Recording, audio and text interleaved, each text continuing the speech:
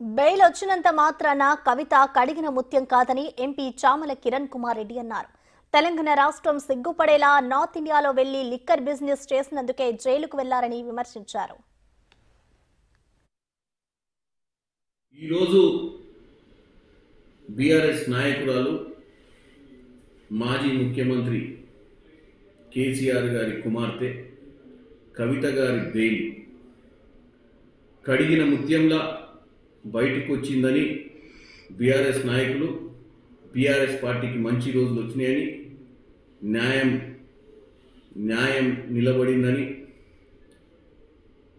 Already కవిత గారు case నుంచి బయటకు వచ్చినట్టుగా ఇన్ని రోజులు జైల్లో ఉండి లిక్కర్ స్కామ్ మొత్తం అయిపోయినట్టుగా వాళ్ళు ఏదో విజయోత్సవాలు చేసుకుంటారు. బెయిల్ వచ్చినంత మాత్రాన కడిగిన ముత్యం కాదు. తెలంగాణ రాష్ట్రం సిగ్గుపడే విధంగా నార్త్ ఇండియాలో ఢిల్లీలో పోయి లిక్కర్ బిజినెస్ చేసినందుకే కేసులు జరిగినాయి. కేసులలో నిజ నిర్ధారణ ఇంకా జరగలేదు, కేవలం బెయిల్ వచ్చింది మాత్రమే.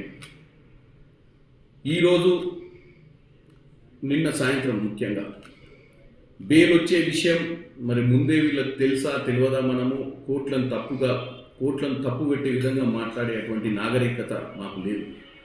కానీ డెఫినెట్గా ముందు రోజే ఎమ్మెల్యేలందరూ అక్కడికి పోవడం, మరి బీజేపీ నాయకులతో మంతనాలు చేసిరా, రేపు పొద్దున వీళ్ళందరూ బీజేపీ పార్టీతోటి కూడగట్టుకొని కాంగ్రెస్ పై యుద్ధం చేయాలన్న ఆలోచనతోటి ఇవాళ ముఖ్యంగా కవిత గారికి బెయిల్ రావడమే లక్ష్యంగా బీజేపీతోటి మంతనాలు చేసిరా లేదా తెలంగాణ ప్రజలు గమనించారు. ఎందుకంటే గత కొన్ని నెలలుగా ఎన్నోసార్లు ఢిల్లీకి వెళ్తురు. మా ముఖ్యమంత్రి గారు ఎన్నోసార్లు ఢిల్లీకి వెళ్తురు అని చెప్పిన కేటీఆర్ గారికి ఒక విషయం చెప్పాలి. ఈయన అక్కడికి వెళ్ళింది ముఖ్యమంత్రి గారు రాష్ట్ర వ్యవహారాలు చక్కదిద్దడానికి, మంత్రులను కలవడానికి, అన్ని శాఖల మంత్రులు విభజన హామీల పెండింగ్ విషయాలు, రావాల్సినటువంటి నిధుల కోసం ముఖ్యమంత్రి గారు వెళ్తే మరి మీరందరూ గత కొన్ని నెలలుగా కేవలం కవిత గారి బెయిల్ కోసము బీజేపీ నాయకులతోటి అడ్వకేట్లతోటి మంతనాలు చేయడానికి వెళ్ళినట్టుగా ఎన్నోసార్లు నిదర్శనాలు ఉండే, ఎన్నో విధాలుగా తెలంగాణ ప్రజలు కూడా అర్థం చేసుకున్నారు మీ కదలికలు. నేను ఒకటే మిమ్మల్ని అడుగుతున్నా, ఈరోజు ముఖ్యంగా బండి సంజయ్ గారు ఒక సహాయ మంత్రిగా ఉండి అభిషేక్ మను సింఘ్వి అనే ఒక భారతదేశంలోనే అత్యున్నతమైనటువంటి న్యాయవాది ఈరోజు కేసు వాదిస్తే దాన్ని కాంగ్రెస్కి అంటగట్టుతున్నావు.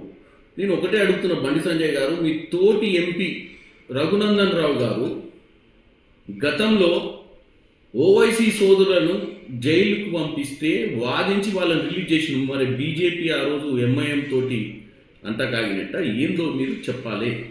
ఏదో ఉంది కదా, ముందు మైకులు పెడితే ఏదో ఒకటి మాట్లాడాలి, ఏదో ఒకటి బురద చల్లాలి, ఏదో విధంగా తెలంగాణ ప్రజలను తప్పుదో పట్టించాలనే ఆలోచన నుంచి దూరంగా ఉండాలి. ఎందుకంటే ఈరోజు మీరు అందరికంటే బాధ్యత గల పదవిలో ఉండరు, ఒక ఎంపీనే కాకుండా ఒక సెంట్రల్ మినిస్టర్గా ఉండరు. కాబట్టి మీరు ఈరోజు అభిషేక్ మను సింఘ్వి కలుసుకొని బెయిల్ ఇప్పించినట్టే అభిషేక్ మను సింఘ్విని వాళ్ళు హైర్ చేసుకున్నారు. అభిషేక్ మను సింఘ్వి రాజ్యసభ సభ్యునిగా తెలంగాణ నుంచి ఎన్నుకోపడకముందే అడ్వకేట్గా వాళ్ళు పెట్టుకుర్రు ఆయన. కాబట్టి దీన్ని అన్నింటినీ కూడా వక్రీకరించి మాట్లాడొద్దని తెలియజేస్తున్నారు.